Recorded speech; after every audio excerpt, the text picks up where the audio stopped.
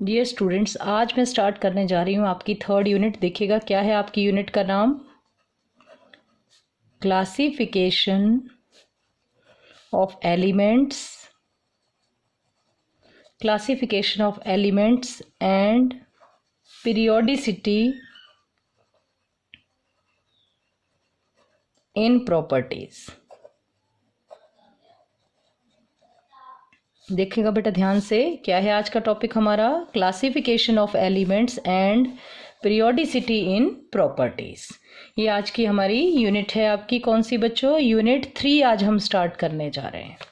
ठीक, तो अब देखिएगा बेटा, अब सबसे पहले ध्यान से सुनिएगा बेटा, एलिमेंट्स को कैसे क्लासिफाई किया गया, उनको प्रॉपर्टीज के बेस पर कैसे एक साथ रखा गया, ठीक है कि नहीं बेटा। तो जिस टेबुलर फॉर्म में इन एलिमेंट्स को एक साथ रखने को हम कहते हैं periodic table.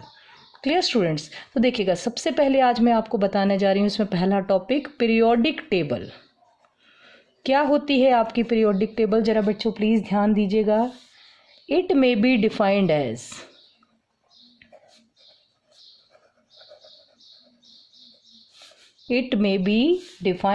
the table which classify, ध्यान से सुनिएगा बेटा, इट इज a table which classify all the known elements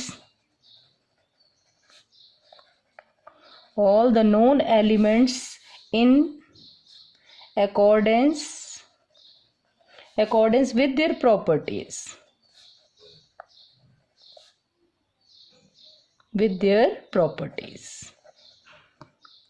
बेटा क्या है, table which classify all the elements in according with their properties.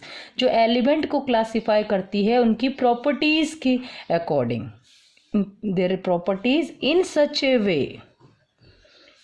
A way that elements with similar properties, elements with similar properties, ध्यान से सुनिएगा बेटा, elements with similar properties are grouped together,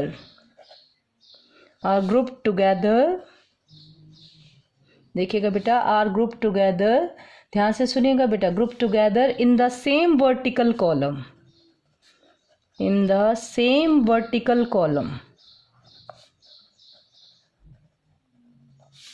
clear students, in the same vertical column, and dissimilar elements,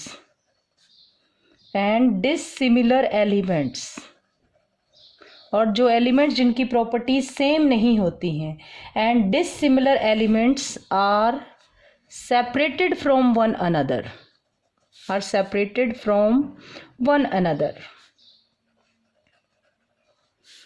elements को ध्यान से सुनना बेटा, classify करना in according to their properties, element को इस तरह से क्लासीफाई करना कि सिमिलर प्रॉपर्टीज के एलिमेंट एक साथ आ जाएं और डिसिमिलर प्रॉपर्टीज के एलिमेंट एक दूसरे से सेपरेट हो जाएं। क्लियर स्टूडेंट्स, तो वो कहलाती है आपकी पीरियोडिक टेबल। तो देखिएगा बेटा, अब हम पढ़ने जा रहे हैं historical development of periodic table. ये पीरियोडिक टेबल आपकी ओरिजिनेट कहाँ से हुई, कहाँ से आपकी पीरियोडिक टेबल की स्टार्टिंग हुई, उसके बारे में अब हम पढ़ने जा रहे हैं। तो चलिए देखिएगा, अब नेक्स्ट हेडिंग है हमारा क्या बच्चों, historical development of periodic table.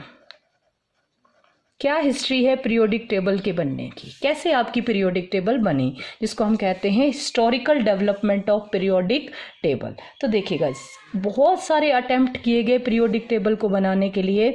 उसमें सबसे पहले जो साइंटिस्ट हमारे नॉलेज में आए थे वो थे डोबर्नर।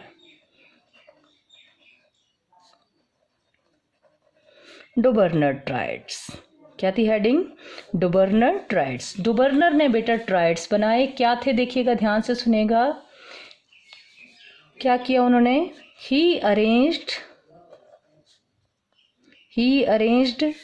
Similar elements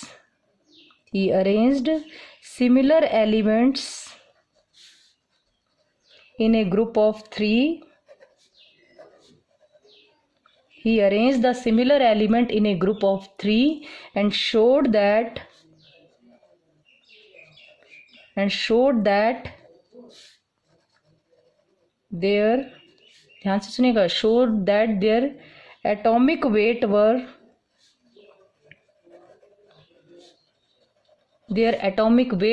either nearly the same,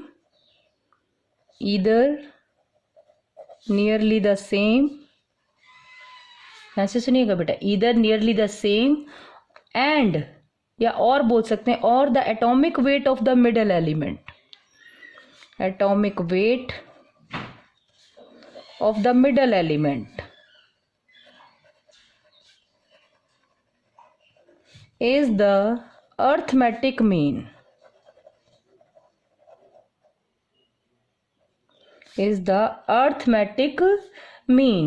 of the other two. डोबर्नर ने कहा, ध्यान से सुनिएगा बेटा, कि उन्होंने 3 एलिमेंट का ग्रुप बनाया और कहा जो मिडल एलिमेंट है उसका एटॉमिक वेट बाकी का क्या होता है बेटा, बाकी का अर्थमेटिक मीन होता है। तो देखिएगा, फर्स्ट देखिएगा क्या क्या ट्राइड बनाए उन्होंने, ट्राइड बता रही हूँ यहाँ पर और एटॉमिक वेट बता रही हूँ। देखिएगा बेटा, ट्राइड किसका लिया था उन्होंने, ध्यान से सुनिएगा बेटा, lithium, sodium and potassium.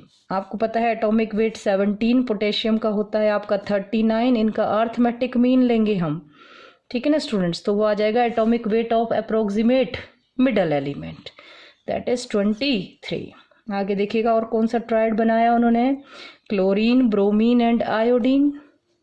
Chlorine का आपको पता है 35.5 होता है आपका, आयोडीन होता है 127, 35.5 plus 127 divided by 2 is equal to क्या आ जाएगा बेटा, 81.25। तो ये अप्रोक्सीमेट आपका 80 किसका आ गया, ब्रोमीन का। और ट्राइड देखिएगा, और ट्राइड उन्होंने किसका लिया, कैल्शियम, स्ट्रोंशियम और बेरियम का। बच्चों ध्यान से सुनिएगा, एटॉमिक वेट कितना है, एटॉमिक वेट है आपका 40, बेरियम का आपका होता है 137, तो 40 plus 137 divided by 2 that is equal to 88.5, और आपका स्ट्रोंशियम का होता है बेटा 87.5, तो नियरली सेम होता है, ठीक है। तो मिडल एलिमेंट का जो एटॉमिक मास है वो अर्थमेटिक मीन होता है अदर टू का, ठीक है बेटा। तो ये हो गया आपका डोबर्नर ट्राइड। अब इसके बाद देखिएगा, ध्यान से सुनिएगा कि क्या लिमिटेशन थी डोबर्नर की जिसकी वजह से वो आगे चलकर जो है वो वैलिड नहीं हुआ। तो ध्यान से सुनिएगा, ड्रॉबैक, द मेजर ड्रॉबैक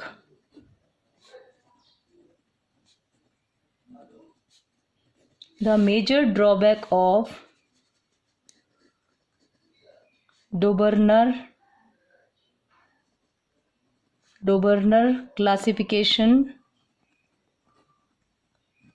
ध्यान से सुनिएगा बेटा, the major drawback of the Dobereiner classification was that the concept of triad, ये जो ट्राइड का कॉन्सेप्ट है, ध्यान से सुनिएगा, the concept of triad could be applied only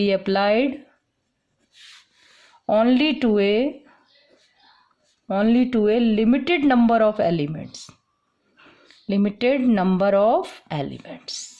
ये जो ट्राइड का कॉन्सेप्ट था ये बेटा लिमिटेड नंबर ऑफ एलिमेंट्स के लिए कैपेबल था।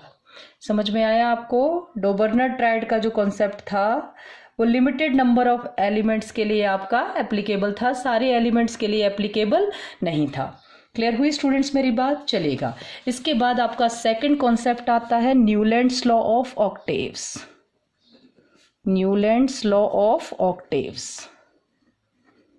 चलिए देखते हैं क्या था आपका न्यूलैंड लॉ ऑफ ऑक्टेव्स। ध्यान से सुनिएगा बेटा,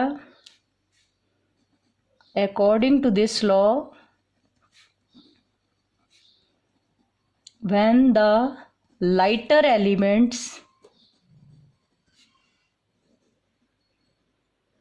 the lighter elements were arranged, ध्यान से सुनिएगा बेटा, when the lighter elements were arranged in order of their increasing atomic weight,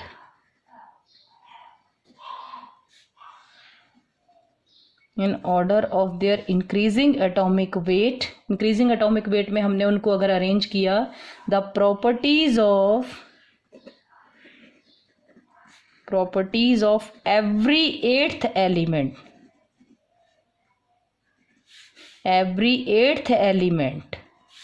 the properties of every eighth element were similar to those of the first one, like the eighth note of musical scale, देखिएगा बेटा क्या कहता है Newland law of Octave.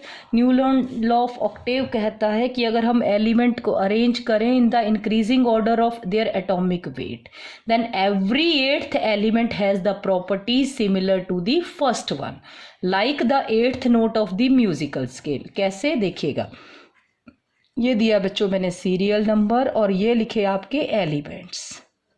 देखिएगा आपका serial number 1 2 3 4 5 6 और 7। Element lithium, beryllium, boron, carbon, nitrogen, oxygen and then fluorine. चलिए आगे आइएगा, आपका सीरियल नंबर क्या है? आपका सीरियल नंबर देखिएगा नेक्स्ट क्या है आपके पास, 8th 9th 10th 11th 12th 13 14। Clear students? अब एलिमेंट्स देख लीजिएगा, एलिमेंट्स क्या क्या थे आपके पास, sodium, magnesium, aluminium, silicon, phosphorus, sulphur, chlorine. Then आपका आगे देखिएगा सीरियल नंबर, देन आपका एलिमेंट्स, देन यहाँ पर आपका 14, ये आ गया आपका 15 और 16। तो 15 पे आपका पोटेशियम, 16 पर क्या आता है बेटा आपका कैल्शियम। अब जरा ध्यान से देखें बेटा इस चीज़ को, ये आपका लॉ कहता है कि देखो every eighth element has the properties similar to the first one. ये लिथियम आपका फर्स्ट एलिमेंट है और सोडियम आपका एट्थ एलिमेंट है। तो लिथियम और सोडियम की प्रॉपर्टीज सेम है। कैसे? जैसे आपका एट्थ नोट होता है म्यूजिकल स्केल का, कैसे, सा रे गा मा पा धा नी सा, ये सा तो ये भी क्या आया, सा, means eighth note of musical scale same होता है। उसी तरह से every eighth element has the property similar to the first one, like the eighth note of the musical scale. That's why this is known as Newland's law of octave. ठीक है, जैसे sodium यहाँ से चले 1 2 3 4 5 6 7, then this is 8. तो every eighth element has the property similar to the first one, like the eighth note of musical scale. Clear students? अब ध्यान से सुनेगा, क्या इस लॉ का ड्रॉबैक था? ये तो बहुत अच्छी बात है, बहुत सारे एलिमेंट हमारे एक साथ अरेंज हो गए, लेकिन इसका ध्यान से देखना बेटा, क्या बोलते हैं, इसका जो सबसे बड़ा ड्रॉबैक था वो क्या था कि पहला ड्रॉबैक देखिएगा, इसका ड्रॉबैक देखिएगा कि क्या ड्रॉबैक था आपका न्यूलैंड्स लॉ ऑफ ऑक्टेव्स का। ध्यान से देख लीजिएगा बेटा, न्यूलैंड्स लॉ ऑफ ऑक्टेव जो था, पहला ड्रॉबैक था, इट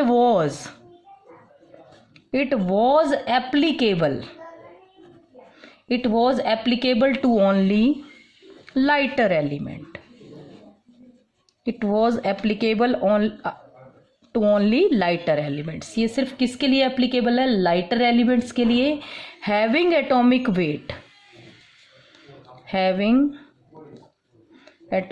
weight up to 40.